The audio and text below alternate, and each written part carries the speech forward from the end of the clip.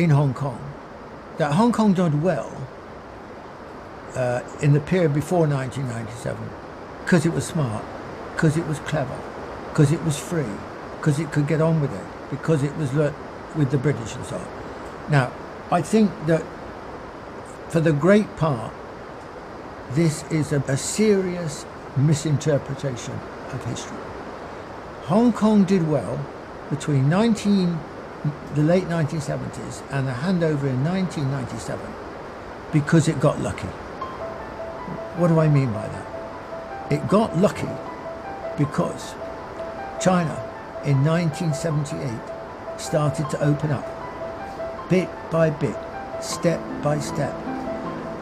It didn't open up fully until after the WTO agreement in 2001.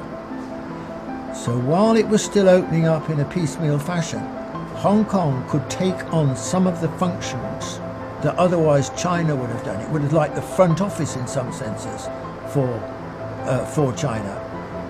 And so Hong Kong was the beneficiary of being able to do these things. One of these things, of course, was that if you were a Western firm, a European firm, an American firm, a Japanese firm, and a Korean firm, and you wanted to access the Chinese market, the easiest stopping point initially was to do it from Hong Kong. So it wasn't that they were very smart, it was that they got lucky. They got lucky not because of the British, they got lucky because of China and the role that China was performing. Now, of course, after WTO, then China increasingly, I mean, if you wanted to open up in the Chinese market, why would you go to Hong Kong? It became irrelevant. If you want to open up in the Chinese market, go to Shanghai, or go to Beijing, or go to Guangzhou, or go to Shenzhen, wherever you wanted to go. But you wouldn't, by and large, choose to stay in Hong Kong. So the raison d'etre, the cause of Hong Kong's relative success in that period, disappeared. And Hong Kong had to find a new role in the period after 1997.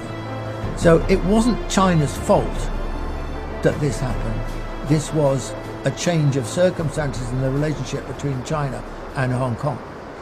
Now, another reason that the period since 1997 has been criticised, particularly by the British, say the former governor of Hong Kong, Chris Patten, would say, China's not been true to democracy and so on. Now, this, in my view, this is British hypocrisy. Britain ran Hong Kong for 155 years. And I'll tell you something, there was never a semblance of democracy. Did they ever introduce universal suffrage? Did they ever talk about universal suffrage? Not a word of it until after the handover agreement, and then with Chinese rule looming, then it became essential that Hong Kong was democratic in a Western style fashion. This was hypocrisy. How should Hong Kong try and proceed now? Now, I think a word of criticism here of the Chinese government and its handling of Hong Kong. I think that one country, two systems, which was a brilliant solution to the problem of Hong Kong, a civilization state solution to the problem. A nation state would never think of those terms in those terms. But what is one country, two systems? How do you create the balance between the two? The project in the longer run is clearly to create a more unified country. It's not to just keep the two places entirely separate. And I think one of the difficulties that China has had is that initially its reaction to the handover, remember this is 1997, this is China just turning outwards into the world. And so I think that China's natural instinct in that period, an understandable instinct, was to emphasize two systems. I mean, I remember when I lived in Hong Kong for 2.5 years, soon after the handover, and I remember being surprised that the only evidence, virtually, of any Chinese presence, visible presence in Hong Kong, was one Chinese flag flying over one of the buildings near the harbour. There was just no evidence. Essentially, there was not much change. It just carried on in the old form.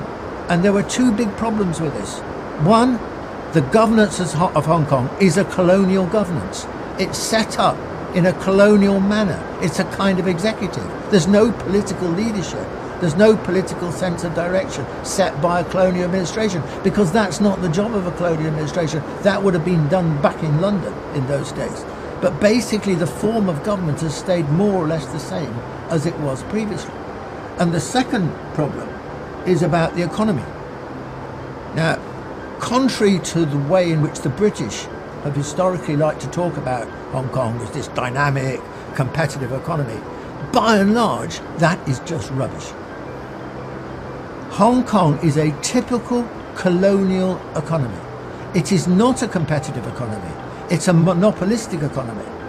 It basically preferred or empowered the tycoons to run Hong Kong, to divide up the spoils between themselves, above all in the field of property where most of the money was made. So this is an oligopolistic and monopolistic economy.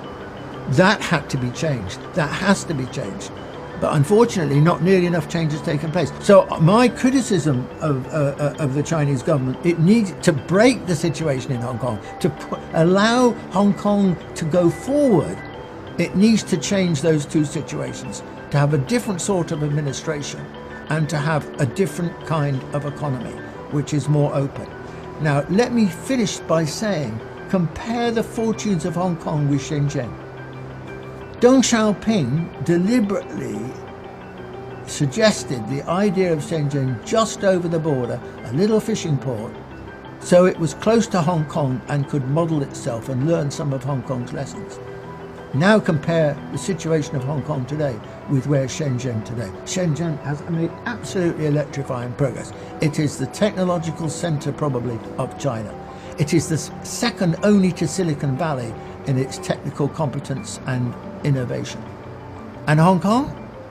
There's nothing like that in Hong Kong. Hong Kong has made zero, they talked about it, but it made zero progress in this direction. I think that the Hong Kong people should press the Chinese government for more rapid integration in China's own plans. So that Hong Kong, rather than just thinking of itself as apart from China, it needs to think of itself more in terms of being part of China. You know, the mentality of the people is we're different, we're not Chinese. Well, of course, for 155 years, they never learned anything about China. They speak Cantonese, sure, but they didn't know anything really about China. They were ignorant about the North. Their lines of vision were all westwards to Britain or the West or the United States later or Canada, etc., and never north to China.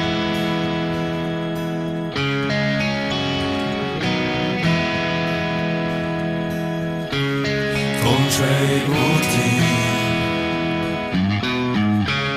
雨还停在下，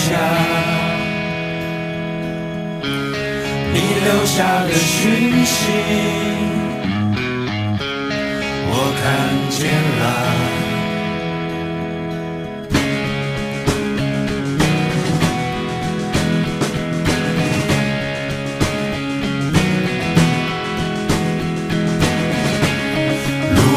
遥远，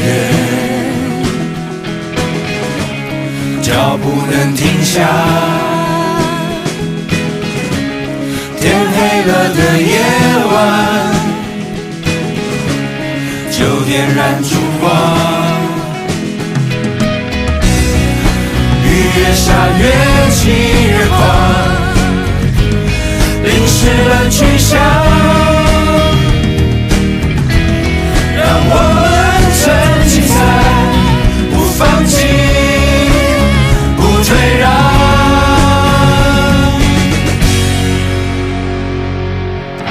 不怕黑夜有多长，永远无法阻挡，祈求翻越傲慢的刚强。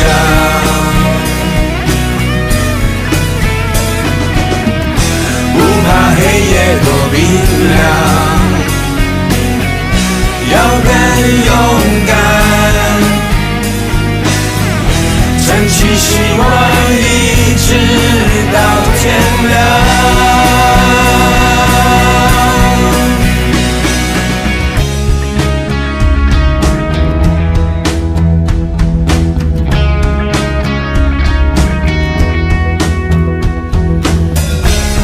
路还很漫长，心要更坚强。天黑了的夜晚，我在你身旁。雨越下越急越狂，淋不是梦想。让我们撑起伞，不放弃，不退让。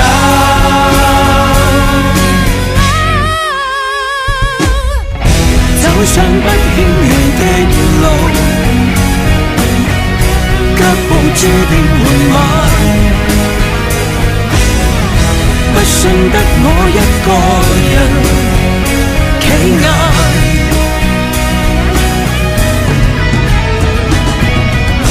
好世真理無界限，不必孤單。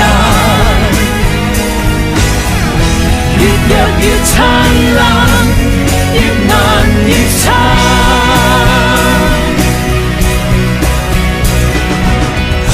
不怕黑夜有多長，拋棄小我無界限，永遠無法阻擋。價值拒絕糜爛，攜手翻越傲慢的高牆。